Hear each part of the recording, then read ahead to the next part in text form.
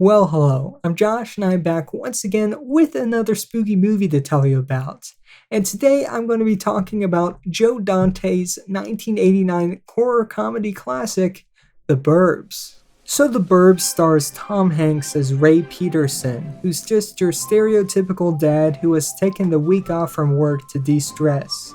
He hangs out with his next door neighbor slash friend, and they get into little spats with the other colorful characters who live on the street. This all changes when the new neighbors move in, and let's just say they are a little creepy. Strange lights flash from the house at night, and they are very aggressive, especially when taking out the trash. Ray tries to be friendly, but he becomes more and more suspicious, especially after peering out his window one rainy night to witness them digging what looks to be graves in their backyard. And after the old man on the street goes missing, the neighbors all band together to investigate what these people are really up to.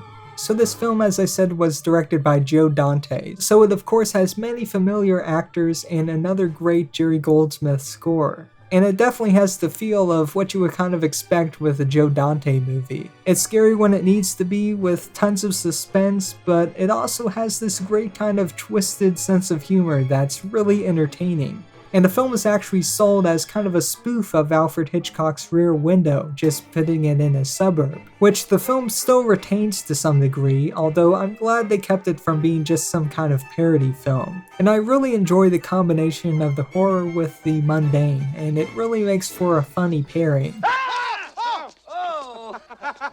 The film is quite obviously shot on a backlot, and to be honest, I think that just makes this dichotomy even better. The street becomes this idyllic neighborhood, much like what you would think of in a show like Leave It to Beaver or Andy Griffith.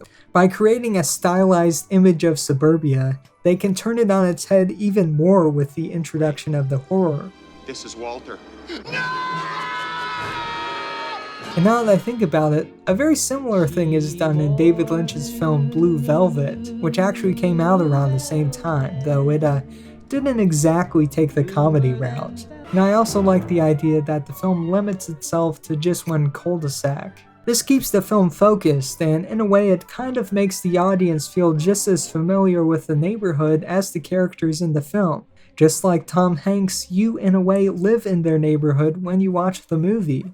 And for classic TV fans, this is an exceptionally iconic street. You know how I said that this feels like a neighborhood from something like Leave It to Beaver? Well, this was the same street that the Cleaver family actually lived on in the show. There was a lot of conflicting information in terms of where the house was in relation to the film, and some sources say that the house that Tom Hanks lives in is the actual Cleaver home, but they didn't really seem to match up with the pictures, so I'm not completely sure, but it apparently is in there somewhere. But what I was able to verify was the house that Corey Feldman's character lives in is actually the Munsters home, so that's kinda neat. Most recently I heard that street was used pretty heavily for the Desperate Housewives show in the mid-2000s, but yeah, I guess it's a pretty famous neighborhood. So much so that the crew actually had to work around the Universal tours of the neighborhood that were going on while they were filming. And they ran every 20 minutes, so when we were shooting the exterior on the street, we were constantly, waiting for the tram to go by or whatever, and it would stop at the head of the street, and you'd hear the loudspeaker, and this is The Burbs, it's with Tom Hanks, and it's with Carrie Fisher and Bruce Dern. And a fun fact about this film, it was actually one of, if not the first film that was produced under Ron Howard's new production company, Imagine. That fact is even more interesting considering Joe Dante also directed the first film for Steven Spielberg's production company, Amblin, that being a little film known as Gremlins. So Dante was really getting in on the ground floor on some pretty big teams back in those days. Furthermore, Dante actually edited Ron Howard's very first film back when he was working for Roger Corman, that being the film Grand Theft Auto. And no, it doesn't have anything to do with the game series, well, except I guess for the Grand Theft of Autos, but if you pay attention, Ron Howard's father, the late Rance Howard, happens to also play the police detective in this film. And another interesting fact, this film was actually shot during the Hollywood writers' strike. So Joe Dante actually hired the writer Dana Olson as an actor so that he could be on set to consult and bounce off ideas with the other actors. And to allow for more improv, they also filmed the whole thing in chronological order, as opposed to doing it out of sequence. And this really paid off. Sometimes when a movie has a lot of improv in it, it can become kind of a problem as actors can get carried away if they're just kind of riffing with no overall direction, especially if the film is a bit more plot driven than something like, say, Clerks. But this way they could adapt the dialogue as they made the film and ensure that they would not run into any continuity issues when they got into the editing room. And one of the primary strengths of the Burbs is the cast. Sure, Tom Hanks is on the cover, and I guess technically the lead, but this is really a true ensemble picture. I mean, the movie is filled with frequent Joe Dante collaborators from Dick Miller and Robert Picardo to Corey Feldman, and I mean, everyone is just giving their all. Bruce Dern sticks out in my mind as one who was especially funny, but I mean, you've also got Wendy Schall, Henry Gibson, Rick Ducommun, and Carrie Fisher. She ends up being more of the straight character that all the crazy ones bounce off of. Please, Carol, let him come out. But she fits the role perfectly. He can't come out until he resembles the man that I married. Carol, we don't have that kind of time. The story is fun and it has this kind of classic setup of the creepy house on the block, which is kind of, I guess you could say, a trope in books, movies, and TV, but what really makes it stand out is seeing all these great characters bounce off each other, and watching how they react to these crazy situations, and Dante's genre-hopping direction keeps the film feeling fresh and exciting the whole way through.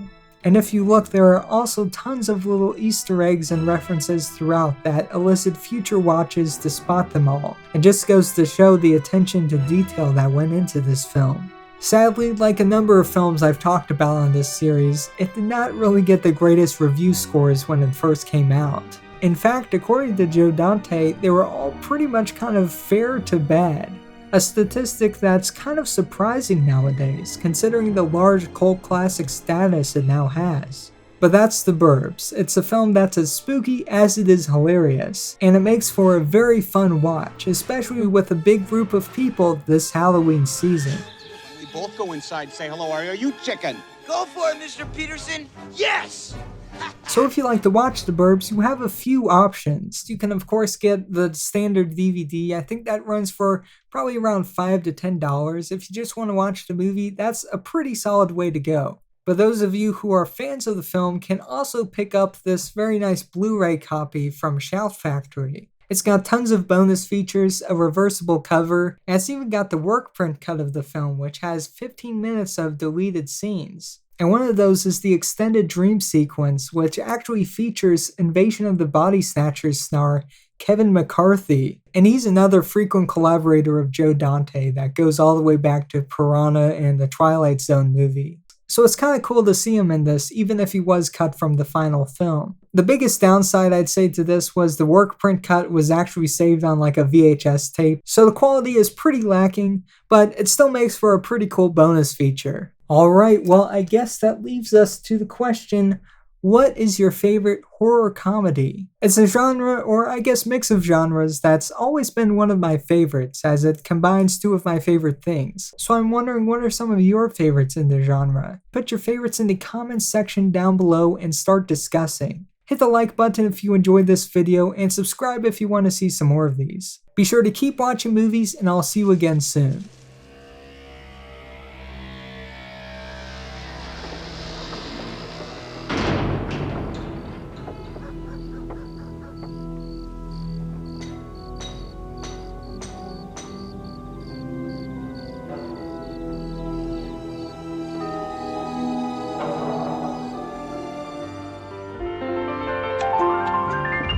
It's a beautiful day in this neighborhood, a beautiful day for a neighbor.